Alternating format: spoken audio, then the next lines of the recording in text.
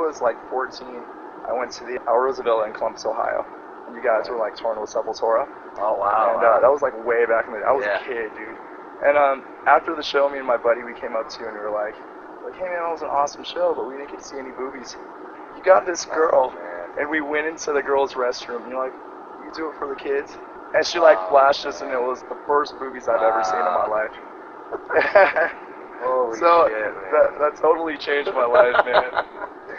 Wow. Dude, there's so many See, I'm always helping the kids. It was I'm always good. trying. I wouldn't be the person I am today. Oh my god, that's so funny. When you look back on when you were younger, what were your goals like starting out?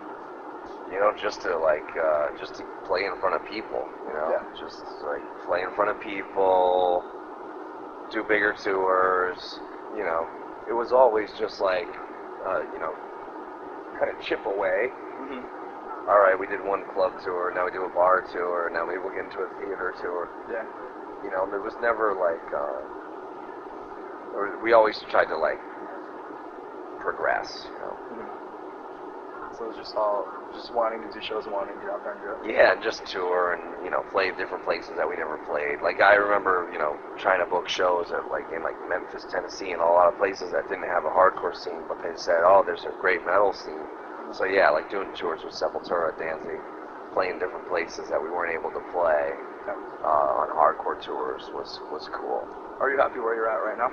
Oh yeah, I mean it's insane, you know, like 12 years into it, 4 albums, you know, the last album really struck a chord with a lot of fans, and it's, you know, it's great. I'm happy, yeah. Has it been beyond your expectations? In some ways, yeah. Really? You know, even on this tour, touring with Typo Negative, which is a very different type of band than us, it's really good. Like, surprisingly, it's like the shows are really good, and like people love it, so it's great. That's crazy, man. Like, you know, Hatebreed's been a band for so long, you know. Yeah. Yeah, like I said, I was like 14. That's great, man. That's great. It's really nuts. And you've seen like so many trends come and go.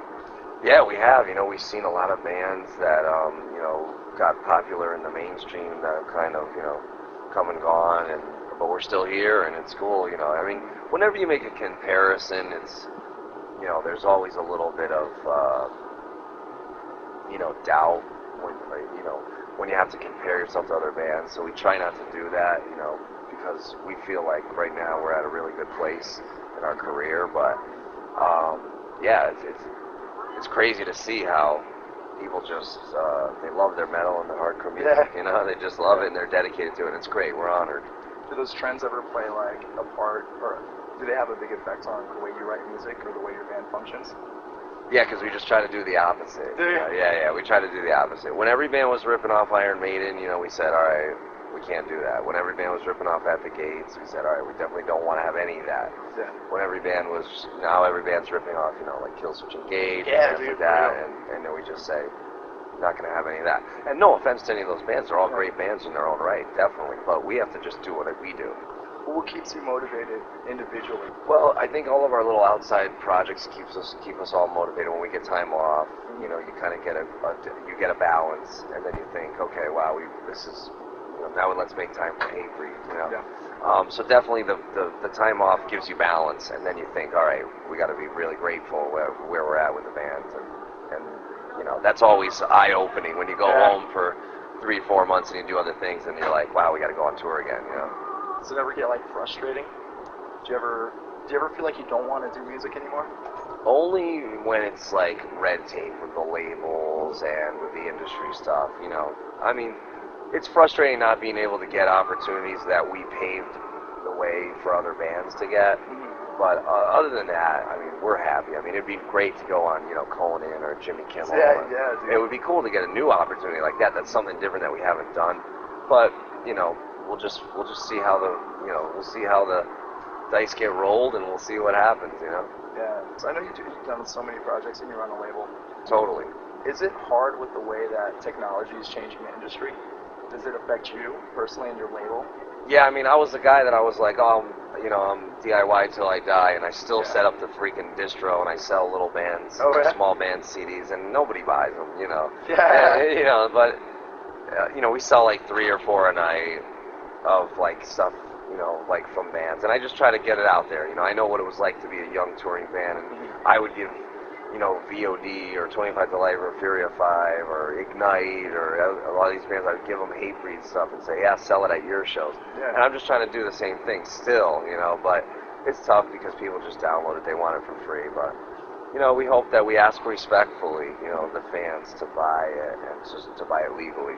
Where do you see things going with the industry in the future? Well, you know, you hear about all these 360 deals where bands are giving their merchandise away, they're giving their, you know, they're giving their ticket sales to the labels and management and all this stuff. I don't know where it's going, but I just try to give bands fair deals, you know, on my label, and I hope for Hatebreed, you know. Right now we're in a really good position. Yeah. We're unsigned. And we have 3 projects coming out with Koch, and Koch is a great forward-thinking company with a lot of cool people that are just fans of hardcore and metal, you know. For sure. And they've been doing so much hip-hop that they're like so amped that they're able to do metal and hardcore now, so it's great for us.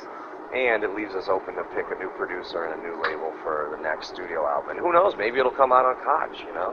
Maybe if all goes well with the DVD and the covers album, the live album, maybe it'll come out on Koch. They're doing a great job for In Flames right now. Yeah. Well, what do you look for in bands that you sign to your label? Just drive, because at the end of the day, it's, you know, it's all about the drive. You could be a great band and write great songs, but if you're not willing to get it out there to the people, it doesn't really do you much good unless you have a great manager or a high-powered, you know, somebody who's going to go out there for you. You know, but that never happens. When you say drive, you mean just like getting out there and touring? Everything, Really? you know, just being proactive with everything. It's like, it's a 24-hour job, you know.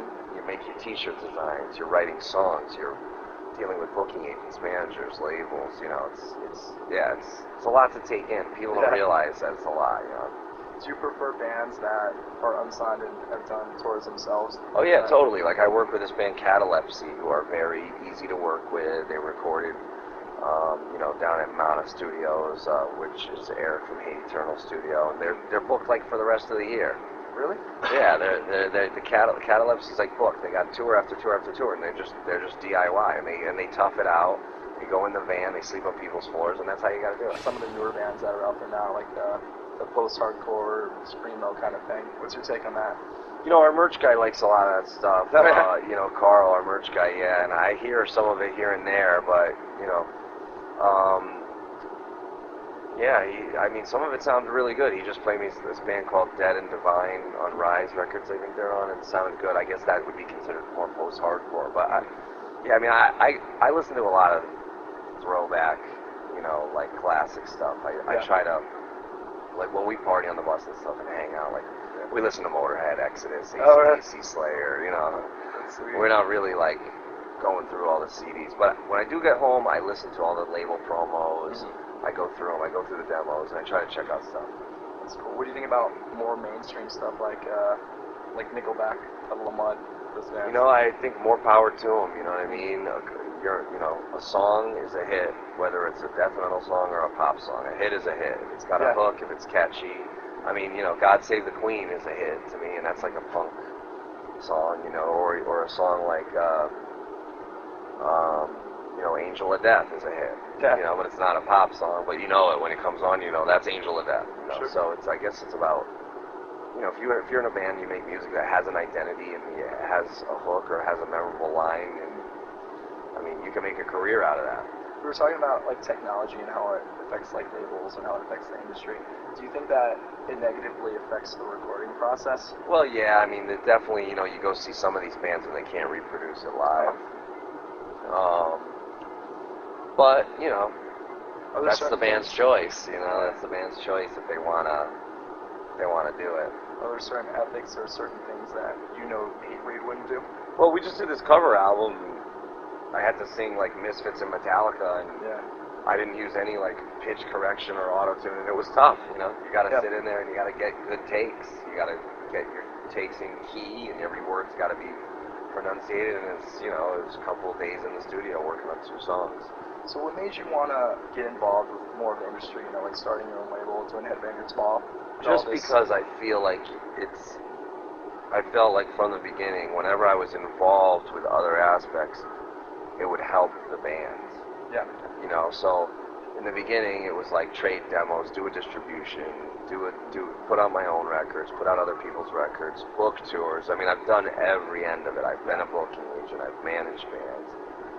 And even like some of the bigger bands that I booked, even back in the day, when I booked their tours, I was doing it to, get connection with promoters, and it was like this whole cyclical power, like everything was connected. But then it gets to the point where there's just no time. There's no time in the day. So now I do my label, I do my clothing line. I don't manage anybody really as much as I did, and I just, obviously I don't book any more tours. I'm not booking them anymore. And then with Headbangers Ball, that's done, but I'm writing a book about that. Really? Yeah, just about all the interviews and the crazy schedules and all those crazy stories. What were the interviews like? Because I know, I interview bands every week, and meet bands that I grew up listening to. Interviews were cool, they're really like, I gotta save it for the book. Yeah, for sure. I talk about everybody from Metallica to Iron Maiden to Dio to Jada Pinkett. I mean, I interviewed so many different people that it was cool. Like, how did you get into doing Headbangers Ball? The book goes through the whole process. It was a pretty crazy process, and like I did go to Connecticut School of Broadcasting for like a crash course. Like, oh, did you? Yeah, and I talk about this in the book. Like they hooked me up. They gave me a diploma. I read teleprompter, and I just tried to learn about it. I'm always trying to learn something new. Yeah. TV, it was a long shot for me, but that's why it was tempting. Because it was like, how the hell can you do that? How can you be a TV personality? And I was like, I can do it. So I just pushed myself to get it. But the book, I hope, inspires people like yourself. You're getting information out there. You're helping bands. You're getting the info to the fans, and that's what I wanted to do with the Headbangers Ball thing. Plus, I wanted to get in there and get inside. Everybody complains about MTV, but no one's gonna make it. No one's gonna step up and make a real change. And I'm not a complainer. I'm gonna go and take action, and that's what I'm hoping the book inspires people to do when they hear about all the behind the scenes. When's the book coming out? I'm gonna say next spring. Spring. Yeah. And you're writing it like all yourself and stuff? Yeah. Well, now I have a guy who's kind of helping me compile the stuff, but yeah, we'll see. See, because like I know when I do interviews, I try to at least learn something from everybody. And, yeah, totally. Just because like everybody has like a different story where they come from and everything. Right. Well, some of the times we would interview people and there wouldn't be even a product to plug. Oh, yeah. And it would be like, all right, what the hell are we going to talk about? But yeah, I went into everything like, plus I wanted to get a respect for different types of music that I wasn't in the know of. And I always felt like Headbangers Ball should be really diplomatic. And they were. They had everything from power metal to grindcore to new metal to rock. I mean, it was very diplomatic. So it represented every genre and subgenre, which it should do. Because most people enjoy all different spectrums of it. And, it was like just being like a DJ. It was like being a DJ, but on, but televised. Yeah. Did like MTV come to you, or how did you get? Well, I put my name in the mix, but it was a pretty trippy experience, trying out, and it was, auditioning, and When you look at all the tours that you've done, everything that you've been through as a musician, what have you learned that you would give advice to other bands? Just get a good lawyer. Really? Yeah, don't give away your publishing. Learn how to read accounting. Look at your statements. Yeah, be really smart with it. Business. Yeah, you got to be business savvy. Don't be a dumb kid. Take a kid that just wants to start a band. Is it going to be a democracy? Does everybody have equal say, or is there one guy that rides the boat, that leads the ship? It depends, man. It really depends. A lot of bands don't want that info out there. A lot of bands want to keep it, the inner dealings of the bands, kind of like veiled in a way. But I do think that, if you're a songwriter and you're writing songs and you're collaborating with other artists, you should have an agreement beforehand that if one of the songs blows up, or if something happens, that everybody is going to get their equal share. So do you think that a younger band should get their stuff all in writing from the beginning? Yeah, why not? Even within the band, like how everything's getting split? Sure, to avoid problems down the road, then when it's in writing, you can't say, you said this, you said that, Even with like trademarking band names and stuff? Oh yeah, like I won't even deal with a band unless I know they own the name. Really? Then, look at poor American Nightmare. You know, they got sued. They had to destroy all their CDs, ruin the band, and you know, it's sad. It's a sad situation. So yeah, you don't want to be. Now you can be sued for anything. Yeah. So like, you use somebody's trademark, and they can sue you for damages. Are there other bands that you've worked with personally that happened to? No, just have had cease and desist letters sent, and they said just, you know, luckily they said just change your name, just destroy your shirts and You had to destroy all that stuff. American Nightmare did. I didn't work with them, but their label did. But that was a big deal, man. It was a big deal. They had to destroy like 10,000 CDs or something. Oh, that's nuts, man. Yeah. So yeah, you gotta be. Depends how far you want to take it, but yeah, you gotta be on the level. How far do you want to take it? How far do you want to take yourself? Well, like I was saying before, you know, new opportunities would be cool, like anything televised that we can get the music out to a broader audience. But this is like, you know, this is a great time for us because we're on our 4th record. We're free agents now. We got the DVD coming out, the Covers album coming out, the live record coming out. And this gives us time to really work on the next record and make sure the next record is just totally pummeling, you know. What's the next record going to be like? It's going to be like the last album, but on like steroids, HGH, fucking adrenaline, straight to the neck. Like, it's going to be insane. So did you get some pretty crazy fans? Yeah, Really? we do. But it's all good. We're grateful for everything. Everybody has their own way of showing their appreciation and the dedication. And I'd rather have a crazy fan than no fan. Well, I'm sure kids come up to you and tell you that your music changes their lives. Oh yeah, every day. Do you have a really touching story? That really There's sticks so out? many, man. There really are. There's every day it's something new, you know, and like it's great. Every day when I get off stage, I feel cleansed by it, and even when I'm home and I'm off for a certain amount of time, I have to do a solo show or a show with my other band or be in the studio and just scream, because when I scream, I feel great. Yeah. It's just, I always knew I was going to do it. When I was a kid, I felt like I always had an itch in my throat. I knew that's what I was supposed to do. Mm-hmm. So when people come and they can get a little bit more out of the show than just entertainment, you know, headbanging, moshing, I'm always grateful for that, because I always feel like that's a great thing. Because I remember how powerful some records are, some lyrics are, you know, and repetition in a lot of ways is helps you become more disciplined. So I love when people say, I listen to your records every day when I get up, or I listen to your records at the gym and stuff like that, because I'm the same way. Like, I could listen to Cro-Mag's Age of Quarrel every day, and it helps me every day, you know? You said that when you were a kid, you felt like you were just supposed to do this.